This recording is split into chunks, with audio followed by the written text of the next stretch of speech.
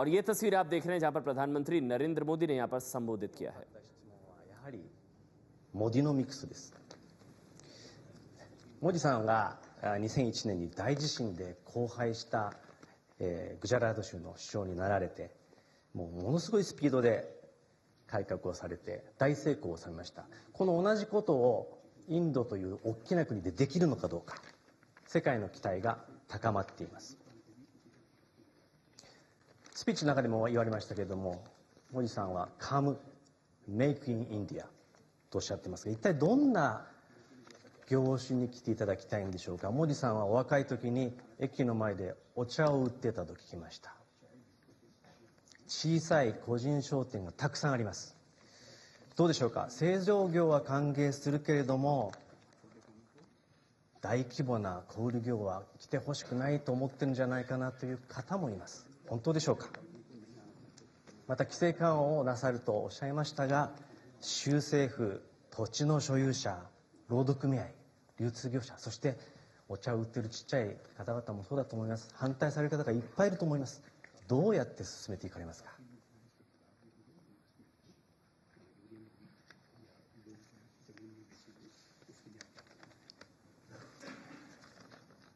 सवाल एक है, लेकिन इसके अंदर सवालों के अंदर इतने सवाल है कि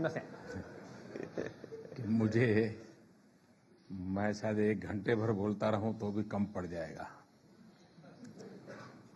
लेकिन एक विषय उन्होंने छेड़ा कि 2001 में जब गुजरात में अर्थक्वेक आया था और उसके बाद मैं मुख्यमंत्री के रूप में वहां गया, तो वहां से अपनी स्थिति को कैसे पलटा, और उनका आगे सवाल ये था कि अगर ऐसे पलट सकते हैं तो क्या आप हिंदुस्तान की स्थिति भी पलट सकते हैं क्या।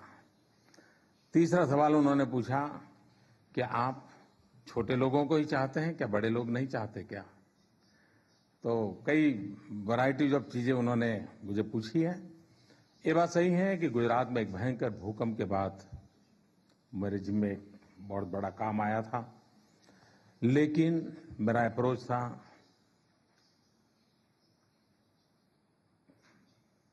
पब्लिक प्राइवेट पार्टनरशिप का, जन भागीदारी का, सामान्य से सामान्य मानवीय में विश्वास पैदा करना, उसको जोड़ना और एक मिलकर के काम करना। आप जानते हैं, एक ही प्रकार की बीमारी के 2 पेशेंट हो, समान बीमारी हो, पेशेंट की उम्र भी समान हो, हॉस्पिटल भी सेम हो, डॉक्टर भी सेम हो, लेकिन एक जल्दी बीमारी से बाहर आता है, दूसरा नहीं आता है। कारण क्या। कारण ये होता है कि जो पेशेंट होता है वो रिस्पॉन्ड करता है। एक पेशेंट होता है वो शिकायत करता रहता है। जो पेशेंट रिस्पॉन्ड करता है, डॉक्टर वही है, वो एकदम से बदलाव लाता है। मैंने देखा है कि सामान्य मानवी जितना अधिक रिस्पॉन्ड करे, उस अप्रोच के लिए जो एनवायरनमेंट क्रिएट करेंगे, उससे परिणाम ज्यादा मिलता है। और इसलिए मेरी कार्यशैली की विशेषता रही है कि मैं अपनी ताकत पर भरोसा कम करता हूं, मुझे जो मिलने आता है उसकी ताकत पर ज्यादा भरोसा करता हूं, और वही एक जड़ी बूटी है जिस जड़ी बूटी ने इस ताकत के समूह को एक बहुत बड़ा परिवर्तन किया है। दूसरी बात है, छोटे हो या बड़े हमारे लिए फर्क नहीं है, लेकिन जापान के जो छोटे हैं ना, वो हमारे हिंदुस्तान के बड़ों से भी बड़े हैं। यहां का जो स्मॉल स्केल इंडस्ट्री है वो भारत के वेल डेवलप्ड बड़ी इंडस्ट्री की बराबर के होते हैं, और इसलिए भारत के लिए तो यहां का छोटा कोई छोटा है ही नहीं, हमारे लिए तो आप सब बड़े हैं, और इसलिए छोटे और बड़े का कोई अंतर हमारे यहां नहीं है। जब मैं मेक इन इंडिया कहता हूं, मैं मेक इन इंडिया कहता हूं, उसका बहुत सीधी बात, दुनिया में मार्केट है बहुत बड़ा, दुनिया में बहुत बड़ा मार्केट है। आखिरकार जो मैन्युफैक्चरर है, उद्योगकार, वो क्या चाहता है, वो चाहता है low cost manufacturing. Low cost manufacturing कहां मिलेगा। हाई कॉस्ट इकोनॉमी जहां है वहां संभव नहीं है। जहां पर एफिशिएंट गवर्नेंस है, जहां चीप लेबर है, जहां स्किल मैन पावर है और जहां ईज ऑफ बिजनेस का माहौल है। ये ऐसे कंपोनेंट है जो अल्टीमेटली मैन्युफैक्चरर्स के लिए और ग्लोबल मार्केट को कैप्चर करने के लिए, क्योंकि उसका अपना कंपनी का नाम तो उसके पास है, ब्रांड उसके पास है, उसको ब्रांडिंग के लिए मेहनत करने की जरूरत नहीं है। ब्रांड जिसके पास स्ट्रांग है उसको कभी भी ब्रांड के लिए चिंता नहीं रहती है। लेकिन अगर वो मेक इन इंडिया करता है तो स्वाभाविक है कि उसके लिए इकोनॉमिकली वो बहुत ही वायबल बन जाता है और कॉम्पिटिटिव वर्ल्ड में मैं समझता हूं बहुत बहुत ताकत के साथ खड़ा हो सकता है। जहां तक भारत में, मैंने पहले ही कहा, आप कल्पना कर सकते हैं कि अगर 50 शहरों में मेट्रो ट्रेन के लिए अगर क्यू लगी हुई है, इस क्षेत्र में काम करने वाले लोगों को, चाहे सिग्नलिंग का हो, इलेक्ट्रिकल्स का हो, इलेक्ट्रॉनिक्स का हो, लोकोमोटिव का है, कितना बड़ा काम है। यानी ट्रिलियंस ऑफ ट्रिलियन डॉलर का इन्वेस्टमेंट लगेगा, इतना बड़ा काम है और इतना बड़ा मार्केट मिल जाएगा। तो ऐसे जैसे मैंने कहा, इलेक्ट्रॉनिक मैन्युफैक्चरिंग, स्वयं भारत में इतना बड़ा मार्केट है। भारत में मोबाइल फोन की डेंसिटी इतनी है, हमारी पॉपुलेशन से ज्यादा मोबाइल फोन है, आप कल्पना कर सकते हैं। और वहां का स्वभाव है, अगर आपने ठीक से एडवर्टाइजिंग किया तो आज दिया हुआ मॉडल छोड़ करके वो कल जो है नया मॉडल ले लेता है, क्योंकि हर एक को डिजिटल गैजेट्स में इंटरेस्ट बढ़ता चला जा रहा है। हम लोगों ने एक मिशन मोड पे काम लिया है, डिजिटल इंडिया। 125 करोड़ का देश, 6 लाख से अधिक गांव। आप कल्पना कर सकते हैं कि डिजिटल इंडिया के लिए मुझे कितनी चीजों की जरूरत पड़ेगी। उसी प्रकार से एनर्जी सेक्टर, हम रिन्यूएबल एनर्जी के क्षेत्र में जाना चाहते हैं। हम भाग्यवान लोग हैं कि हमारे पास सोलर रेडिएशंस बहुत अधिक मात्रा में है। सोलर रेडिएशन बहुत अधिक मात्रा में होने के कारण अगर जितनी upgraded modern technology solar energy में कोई लेके आता है तो स्काई द लिमिट, आगे बढ़ने के लिए कितना बड़ा स्कोप है। आने वाले दिनों में हम रूफटॉप सोलर पॉलिसी लाने वाले हैं। अब रूफटॉप सोलर पॉलिसी लाने के कारण गांव के गांव आप आकर के सोलर पैनल लगा करके ये अपना खुद का बिजली के क्षेत्र में बड़े कॉम्पिटिटिव बन सकते हो।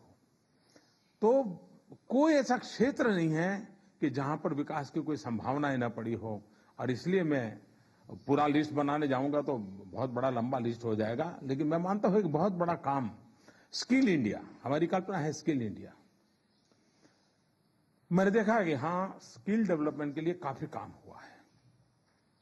हम चाहते हैं, जैसे आपको जिस प्रकार का मैन पावर चाहिए, आप जिस इंडस्ट्री को लगाना चाहते हैं, हम हमारी जो रेगुलर टेक्निकल इंस्टीट्यूशंस है, हम आपको हैंडओवर करने के लिए तैयार हैं। आप वहां पर आपको जिस प्रकार का मैन पावर चाहिए वैसे क्लासेस शुरू कीजिए, आपके ट्रेनर्स लाइए और वहीं लोकल यूथ को 6 महीने में आप ट्रेन कीजिए और उन्हीं को आपकी कंपनी में एब्सॉर्ब कर लीजिए। तो हम एजुकेशनल इंस्टीट्यूशंस, हमारे टेक्निकल इंस्टीट्यूशंस जो ITIs हैं, अब जैसे सुजुकी के लोग हमारे यहाँ काम करने आए, तो हमने वहाँ की जो नजदीक के गांव है, वहाँ की जो ITIs हैं, हमने उन्हीं को दे दिया। मैंने कहा कि आप इनके क्लासेस चलाइए, आपको जैसा मैन पावर चाहिए आप ट्रेन कीजिए, मैन पावर के लिए कोई तकलीफ नहीं होगी। यानी एक ऐसा हमारा संयुक्त रूप से काम करने की आदत है और इसके कारण मैं समझता हूं काफी कुछ फायदा हो सकता है।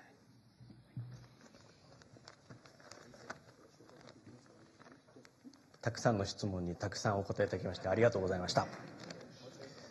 モディ首相はあまりお時間がありませんので、一つ大事な質問をしたいと思います。経済の質問です。世界で動いている経済のトレンドです。私は世界に2つのトレンドが今起きていると思います。一つはグローバリゼーション、そしてもう一つはナショナリズムです。ナショナルアイデンティティと言ってもいいかもしれません。この矛盾するかもしれない2つをどうバランスをとっていかれるのか。モディさんは圧倒的な支持で首相になりました。有権者8億人、投票率 67%、世界最大の民主主義の選挙です。そこで生まれた次世代新しいリーダーのモディさんは一体その2つのバランスをどう取っていかれるのか。インドは多様な国です。この多様性は強みなのでしょうか、あるいは克服しなければいけない弱みなのでしょうか。この辺のお考えを聞きたいと思います。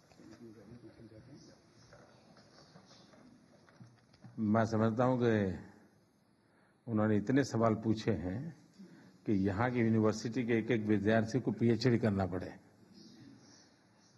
एक सवाल उनका यह है कि नेशनलिज्म एंड ग्लोबलाइजेशन के बीच कॉन्ट्राडिक्शन है क्या। अब मान लीजिए कोई टूरिज्म को डेवलप कर रहा है, कोई मुझे बताएं कि टूरिज्म एक प्रकार से मानव को एक वैश्विक मानव बनने के लिए अवसर देता है टूरिज्म, लेकिन क्या वो अपनी आइडेंटिटी गंवा देता है क्या? कभी नहीं गंवाता है। और इसलिए मैं इसको एक प्रकार से एक्सपांशन मानता हूं, मैं कॉन्ट्राडिक्शन नहीं मानता हूं। एक मानव का विश्व मानव बनने की दिशा की एक प्रक्रिया मानता हूं। कॉन्ट्राडिक्शन तो तब होता है कि जब व्यक्ति अपने नेशनलिज्म के ईगो को लेकर के दुनिया को नकारता है, दुनिया के सामने संघर्ष का मूड बनाता है, तब जाकर के संकट पैदा करता है। जो दुनिया को अपनी मानने की कोशिश करता है, संवाद को बढ़ावा देता है, वहां संघर्ष की कभी संभावना नहीं होती है। और इसलिए एक ऐसा मैनिफेस्टेशन है, और मैं मानता हूं इसको हमने बल देना चाहिए। और मैं जिस परंपरा से आया हूं और जिस सांस्कृतिक विरासत का जापान को भी लाभ मिला है, अगर बुद्ध को हम देखें तो बुद्ध एक नेशन को रिप्रेजेंट करते थे, लेकिन ग्लोबल इन्फ्लुएंस के लिए वो सफल हुए। न कभी उनके नेशनल कैरेक्टर को कॉन्फ्लिक्ट आया, न उनके ग्लोबल इन्फ्लुएंस को कॉन्ट्राडिक्शन हुआ। और आज अपनापन जापान के साथ मैं भी महसूस करता हूं, जापान भी भारत के साथ अपनापन महसूस करता है। और हम उस सांस्कृतिक विरासत के धनी हैं जहां पर सारे ब्रह्मांड को परिवार मानने की कल्पना है। हम इस विचार के लोग, हम जय जगत कहने वाले लोग हैं, हम वसुधैव कुटुंब का अपनी बात बताने वाले लोग। दुनिया में आज टेक्नोलॉजी के द्वारा ही कहा जा रहा है कि इट्स अ ग्लोबल विलेज, ये शब्द प्रयोग हो रहा है। लेकिन मैं जिस परंपरा से आया हूं, जहां वेद काल में वसुधैव कुटुंब का पूरा विश्व एक परिवार है, उस फिलॉसफी को लेकर के हम बड़े हैं। और इसलिए मेरे लिए नेशनलिज्म और अपनी राष्ट्रभक्ति, पैट्रियोटिज्म, इसका मैनिफेस्टेशन है पूरे विश्व को अपने बाहुपास पे लेने का। There is no contradiction at all. モディ首相、明快なお答えありがとうございました。モディ首相、どうもありがとうございました。मैं आपका बहुत आभारी हूं, क्योंकि मेरी पसंद के कुछ सवाल थे। मैं इस पर घंटों बोल सकता हूं, लेकिन समय की सीमा है। लेकिन फिर भी आखिरकार मेरा विषय तो इतना ही है, बाकी वैश्विक परिवेश की चर्चाएं जो होती रहे। भारत आपका स्वागत करने के लिए तैयार है। आप मेक इन इंडिया इस संकल्प के लिए तैयार हो जाइए, और मेक इन इंडिया के लिए जो भी सुविधाएं चाहिए वो सुविधाएं आपके लिए प्रस्तुत हैं। धन्यवाद। モディ首相、どうもありがとうございました。